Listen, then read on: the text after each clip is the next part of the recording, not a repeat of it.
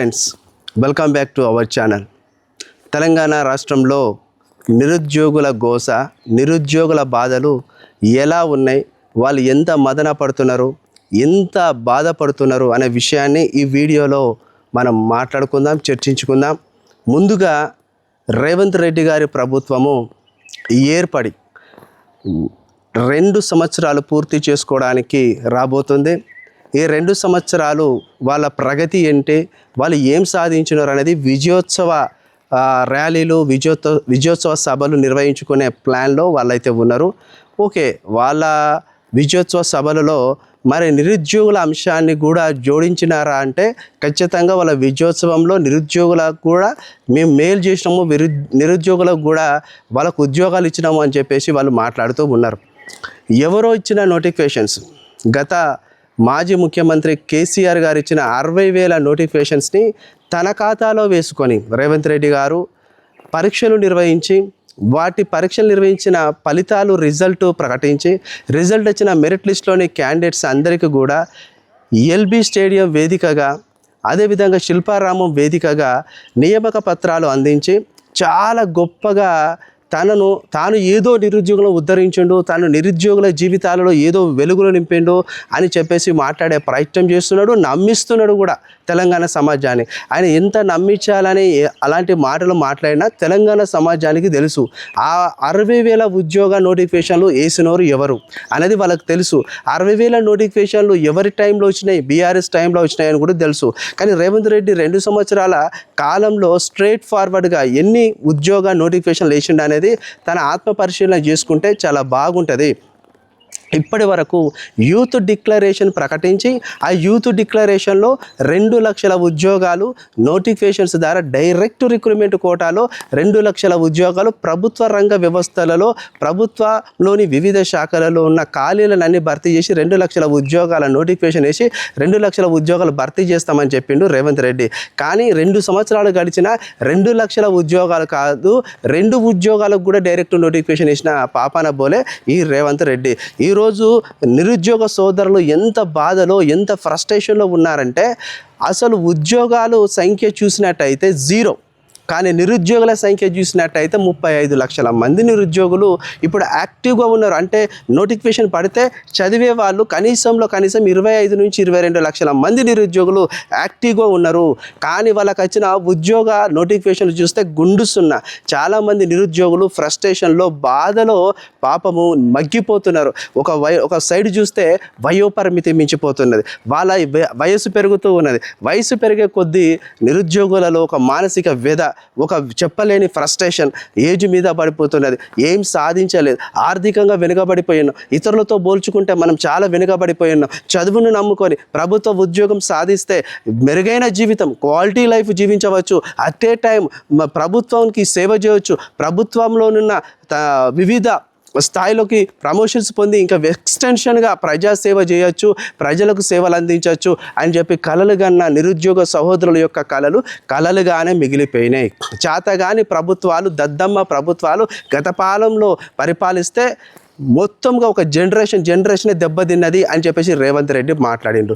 మరి ఆ చేతగాని ప్రభుత్వాలు, ఆ దద్దమ్మ ప్రభుత్వాలు పరిపాలించి ఒక జనరేషన్ దెబ్బతీసినప్పుడు మరి నువ్వు పరిపాలిస్తున్న ఈ 2 సంవత్సరాలలో నువ్వు ఎన్ని లక్షల ఉద్యోగాలు ఇస్తానో, నువ్వు ఎన్ని లక్షల ఉద్యోగాలు ఇచ్చినావు అనేది నీ చేతగాని దద్దమ్మ, నీ ప్రభుత్వాన్ని నువ్వు ప్రశ్నించుకో అని చెప్పేసి నిరుద్యోగుల పక్షాన నేను మాట్లాడుతున్నా. మోసపోయినాం, నమ్మి మోసపోయి ఓటేసినాం అని చెప్పేసి నిరుద్యోగ సోదరులు, నిరుద్యోగ జాకు ప్రకటించి నమ్మినము, మోసపోయినము, నమ్మి ఓటేసి ఈరోజు మేము చాలా బాధపడుతున్నామని చెప్పేసి మాట్లాడుతున్నారు. ఎవరు మాట్లాడితే నిరుద్యోగులపైన నిర్బంధాలు, కేసులు, వాళ్ళని ఇబ్బంది పెట్టే ప్రయత్నాలు జరుగుతూ ఉన్నాయి. మరి ఈ బాధలు, ఈ సమస్యలు తీరేది ఎట్లా? ఏ ప్రభుత్వం వచ్చినా కానీ నిరుద్యోగిగానే మగ్గిపోవాలా? వాడు బ్రతుకంతా పుస్తకాలతో పోరాటం చేస్తూనే ఉంటాడు, నోటిఫికేషన్తో సంబంధం లేకుండా. స్టిల్ నౌ ఇప్పుడు కూడా చాలామంది మరి నోటిఫికేషన్ ఎప్పుడొచ్చినా మాకు అవసరం లేదని చెప్పేసి పుస్తకాలు పట్టుకొని చదువుతూ ఉన్నారు. ఎంతోమంది చదువుతూ ఉన్నారు. ఇప్పుడు వయోపరిమితి మించిపోతుంది. 44 సంవత్సరాలుగా ఈ వయసు వస్తే వాళ్ళు ఏ ఉద్యోగానికి కూడా ఎలిజిబుల్ కాదు. 44 సంవత్సరాలు వస్తే అంటే ఇక్కడ వయోపరిమితి కూడా దాటిపోయింది. ఇప్పుడు జూలైతోనే మనకు దాటిపోయింది. ఇప్పుడు మనం వచ్చేసి ఇప్పుడు అక్టోబర్లో ఉన్నాం. మరి ఏజ్ రిలాక్సేషన్ పెంచు, 46 సంవత్సరాలు చేయి జనరల్ కేటగిరీ వాళ్ళకు, అదేవిధంగా బీసీ, ఎస్సీ, ఎస్టీ మైనారిటీలకు అందరూ కూడా 46 సంవత్సరాలు చేయి. చాలామంది తెలంగాణ రాష్ట్రం వచ్చి 10-12 సంవత్సరాలు వచ్చినా కూడా అనుకున్నంత స్థాయిలో చాలామందికి ఉద్యోగాలు రాలే. ఫట్మని లెక్క పెట్టుకుంటే మనకు 2014 నుండి స్టిల్ 2024 వరకు తెలంగాణ రాష్ట్రంలో ఒక 2.5 లక్షలు 2 లక్షల ఉద్యోగాలు కూడా భర్తీ కాలే. మొత్తం లెక్క పెట్టుకుంటే మనకు భర్తీ అయిన ఎంత అంటే కేవలం మనకు డైరెక్ట్ రిక్రూట్మెంట్లో భర్తీ అయిన పోస్టులు ఎక్కువగా పోలీస్ శాఖలో ఉంటాయి. తర్వాత వచ్చేసి మనకు అగ్రికల్చర్ ఎక్స్టెన్షన్ ఆఫీసర్ పోస్టులు ఉంటాయి. తర్వాత వచ్చేసి ఇంజనీరింగ్ డిపార్ట్మెంట్లోని వాటర్ డిపార్ట్మెంట్, మన ఇరిగేషన్ డిపార్ట్మెంట్కి సంబంధించినవి ఉంటాయి. మన స్కూల్ ఎడ్యుకేషన్ చూస్తే 0.01% కేవలం రిక్రూట్మెంట్ జరిగింది. అండ్ గ్రూప్ 2 అనేది 2 సార్లు జరుగుతుంది, గ్రూప్ 1 ఒకసారి జరుగుతుంది, గ్రూప్ 4 అనేది 2 సార్లు జరుగుతుంది, గ్రూప్ 3 అనేది ఒకటేసారి జరుగుతుంది. కానీ ప్రభుత్వ రంగంలో ఇప్పుడు స్టిల్ నౌ ఎన్ని ఖాళీలు ఉన్నాయంటే అక్షరాల 1,50,000 పైచిలుకు ఉద్యోగాలు ఖాళీగా ఉన్నాయి. ఒక విద్యాశాఖలోనే డిఎస్సి పరిధిలో 19,000 పైచిలుకు ఉద్యోగాలు ఖాళీగా ఉన్నాయి. మరి ఇన్ని ఖాళీ ఉద్యోగాలు పెట్టుకొని కూడా ప్రభుత్వం ఎందుకు మరి రిక్రూట్మెంట్ నోటిఫికేషన్ ఇస్తలేదంటే ప్రభుత్వానికి నిరుద్యోగుల పక్షాన ఒక విధమైన చిత్రశుద్ధి లేదు. నిరుద్యోగులు అంటే వాళ్ళకు ఓటు బ్యాంకుగానే కనిపిస్తున్నారు. మరి రేవంత్ రెడ్డి గారు అశోక్ నగర్కి ఆర్టీసీ క్రాస్ రోడ్డుకి రేవంత్ రెడ్డి గారు రాహుల్ గాంధీని పట్టకొచ్చినప్పుడు రాహుల్ గాంధీ ఏం మాట ఇచ్చిండు, ఆయన ఏం ప్రామిస్ చేసిండు నిరుద్యోగులకు అనేది ఒకసారి ఆత్మ పరిశీలన చేసుకోండి. నిరుద్యోగుల సహనాన్ని మీరు పరీక్షించకండి. నిరుద్యోగులు ఎంత బాధపడుతున్నారంటే చాలా బాధపడిపోతున్నారు. కానీ నిరుద్యోగులు బాధను మీరు కనుక దాన్ని అర్థం చేసుకొని నోటిఫికేషన్స్ ఇవ్వకపోతే ఒక జెడ్ లాంటి ఉద్యమం రావచ్చు, 100% రావచ్చు. అశోక్ సార్ నిరాహార దీక్ష చేసినా పట్టించుకోరు. నిరుద్యోగులందరూ కూడా పాపం ఆ గన్ పార్క్ దగ్గర ఒక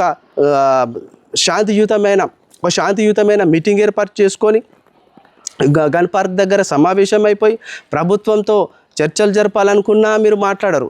అదేవిధంగా సెక్రటరేట్ ముట్టడించేస్తాం అని చెప్పినా మీరు భయపడరు. మరి ఏది దానికి మీరు భయపడతారు?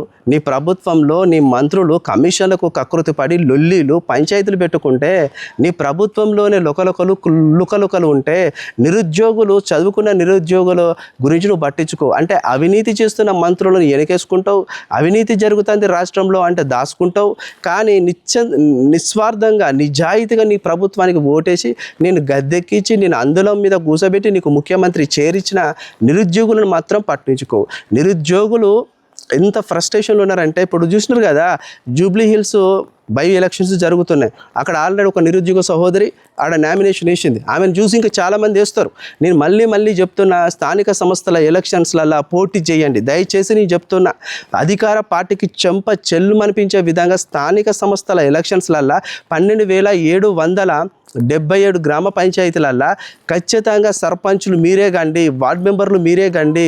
అదేవిధంగా మనకున్న 544 మండలాలల్లో ప్రతి మండలానికి ఒక జడ్పీటీసీ ఉంటారు, మీరు జడ్పీటీసీ కండి. అదేవిధంగా 4,954 ఎంపీటీసీ స్థానాలు ఉంటే ఆ స్థానాలకు కూడా మీరు పోటీ చేయండి.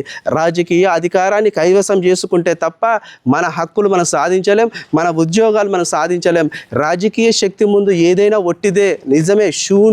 కాబట్టి యువత ఎవరైతే మీకు 44 సంవత్సరాలు దాటిపోయింది, ఇక మేము ఏ ఉద్యోగానికి అర్హులం కామో, ఏ ఉద్యోగానికి కూడా నోటిఫికేషన్స్కి మేము ఎలిజిబుల్ కామనుకున్న వాళ్ళు డైరెక్ట్గా బాధపడకండి. 10 సంవత్సరాలు వేస్ట్ కానీ 15 సంవత్సరాలు వేస్ట్ కానీ మీరు చదివింది అదంతా పక్కన పెట్టేయండి. మీ ఏజు బారైపోయింది, మీ ఏజు మొత్తం వయోపరిమితి దాటిపోయిందని బాధపడకండి. ప్రత్యక్ష రాజకీయాలకు రండి. అది స్థానిక సంస్థల ఎలక్షన్స్కు మీకు అదొక ఇంట్రొడక్షన్ లాగా, అది మీకు ఒక రాజకీయ ఆర్ఘాటం లాగా ముందుకు రండి. మీరు ప్రజాసేవ చేయండి. మీరు ఏదైతే కోల్పోయినారో అది ప్రజల సేవ చేసి రాజకీయంలో వచ్చి ప్రజాసేవ ద్వారా వాటిని అన్నిటిని ఫుల్ఫిల్ చేసుకోండి. మీరు ఒక ప్రభుత్వ అధికారి, ఒక గ్రూప్ 2 ఆఫీసరు, గ్రూప్ 1 ఆఫీసర్ అయితే మీరు ఒక 30 నుంచి 30 సంవత్సరాల సర్వీస్ ఇస్తారు. అది కూడా ప్రభుత్వం నుండి ప్రజలకు సర్వీస్ ఇస్తారు. కానీ మీరు రాజకీయ నాయకుడు అయితే డైరెక్ట్ ప్రజాసేవ చేయొచ్చు. మీరే రాజకీయ నాయకులు అయిపోయి మీరే పెద్ద లీడర్లు, ఎమ్మెల్యే, ఎంపీ, మినిస్టర్, ముఖ్యమంత్రి, sarpanch ZPTC, MPTC, ZP chairperson లాంటి పెద్ద పెద్ద పోస్టులు మీకు వస్తే మీరు మీ యొక్క కింద ఈ ఉద్యోగ బ్యూరోక్రాట్స్ ఎవరుంటారో వారందరి చేత మీరు పని చేయించిన వాళ్ళు అవుతారు, మీరే రూలర్స్ అవుతారు, మీరే మొత్తం కీ రోల్ మొత్తం మీరు మెయింటైన్ చేసే అవకాశం ఉంటుంది. నేను మళ్ళీ చెప్తున్నా, నిరుద్యోగులారా బాధపడకండి. నోటిఫికేషన్స్ లేవు, ఈ బతికి ఇంతే, ఈ జీవితం ఇంతే, ఇక ఏది మన వల్ల కాదు. 2 మార్కులతో ఓడిపోయినాము, 1 మార్కుతో ఓడిపోయినాం, 1 మార్కుతో ఉద్యోగం మిస్ అయింది, 2 మార్కులతో ఉద్యోగం మిస్ అయింది. సరే, బబ్లింగ్ చేయలేకపోవడం నా మిస్టేకు, అన్నీ తెలిసినవి ఉన్నాయి, కానీ నేను ఆన్సర్స్ ఇవ్వలేకపోయినా అయ్యో ఎందుకు ఇట్లా అయిపోయింది అని చెప్పేసి చాలామంది మదన పడుతున్నారని నా దృష్టికి వచ్చింది. చాలామంది కాల్స్ చేసి నాకు చెప్పినారు, బాధపడకండి, ఒక చిన్న అవకాశం కోల్పోయినంత మాత్రాన నీకు జీవితమే లేదా, ఇక జీవితం అంతటితోనే ఆగిపోతుందా? ఆగిపోదు, మళ్ళీ ఒక స్టెప్ మళ్ళీ ముందరికి సాగిపో. ఇది నిరంతరం ఒక సర్కిల్ లాంటిది జీవితం. ఒక ఫెయిల్యూర్ ఎందుకైంది, ఎందుకు నువ్వు అపజయాన్ని మూట కట్టుకున్నావు అనేది నీకు నువ్వు అనాలిసిస్ చేసుకొని అపజయంలో ఉన్న లోపాలను అధిగమించి విజయం వైపు అడిగి ఖచ్చితంగా తథ్యంగా నువ్వు రానున్న 2 నోటిఫికేషన్లో ఉద్యోగం సాధిస్తావు అనేది నేనైతే గట్టిగా నమ్ముతున్నా. ఈ వాదము మళ్ళీ చెప్తున్నా, రేవంత్ రెడ్డి గారు ఇకనైనా ఉద్యోగాలు వేయండి.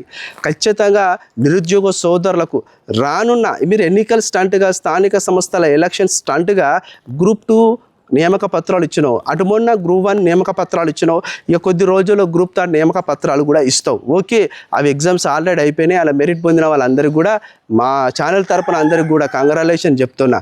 ఎందుకంటే వాళ్ళు కూడా మా నిరుద్యోగ సహోదర బిడ్డలే. వాళ్ళు కొంతమంది వెళ్ళిపోతూ ఉండాలి, ఇక్కడ నిరుద్యోగులు మగ్గిపోవద్దు. ఎంతోమంది ఇక్కడికి వెళ్ళి ఉద్యోగాలు పొందిస్తా ఈ నిరుద్యోగం నుండి అక్కడికి వెళ్ళిపోయిన అనుకో ఉద్యోగస్తులుగా, ఈ మధ్యలో గ్యాప్ అనేది తగ్గిపోతుంది, సంఖ్య తగ్గిపోతుంది.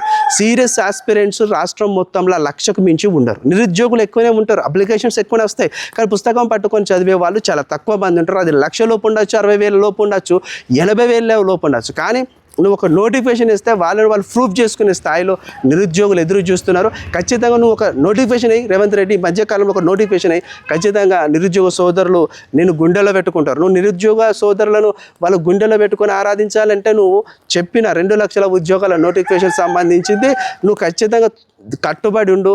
త్వరలో మరి నోటిఫికేషన్స్ ఇవ్వు, డిఎస్సి ఇవ్వు, పోలీస్ కానిస్టేబుల్స్ ఇవ్వు, అదేవిధంగా గ్రూప్ 1 కొత్తది ఒకటి, గ్రూప్ 2 ఒక ఫ్రెష్ నోటిఫికేషన్, గ్రూప్ 3 ఒక ఫ్రెష్ నోటిఫికేషన్, అదేవిధంగా ఫారెస్ట్ బీట్ ఆఫీసర్స్ నోటిఫికేషన్, అదేవిధంగా అంగన్వాడీ ఉద్యోగ నోటిఫికేషన్స్, ఇంకా ఏవైనా ఏ డిపార్ట్మెంట్లో ఎన్ని ఉన్నా ఆ డిపార్ట్మెంట్లో ఖాళీలను బట్టి అన్నిటిని కూడా నువ్వు నోటిఫికేషన్ రూపొందిస్తే నిరుద్యోగ సహోదరులు నిన్ను జీవితాంతం గుర్తుపెట్టుకుంటారు, మళ్ళీ నిన్ను సీఎం చేస్తారు. ఇక నువ్వు నోటిఫికేషన్ ఏమియ్యా రేవంత్ రెడ్డి నేను కూడా రాజకీయం మీద ఎక్కువ ఫోకస్ చేస్తా, నిరుద్యోగులను పట్టించుకోను అని చెప్పేసి నువ్వు లాస్ట్ 2029 జనరల్ ఎలక్షన్స్కి పోతాను అనగా 2008లో, 2028లో, 2027లో నువ్వు నోటిఫికేషన్ ఇస్తే నిన్ను ఒక్కసారి తొక్కుతను పాతాళానికి పోయే పరిస్థితి నిరుద్యోగులతో తీసుకొచ్చుకోకు.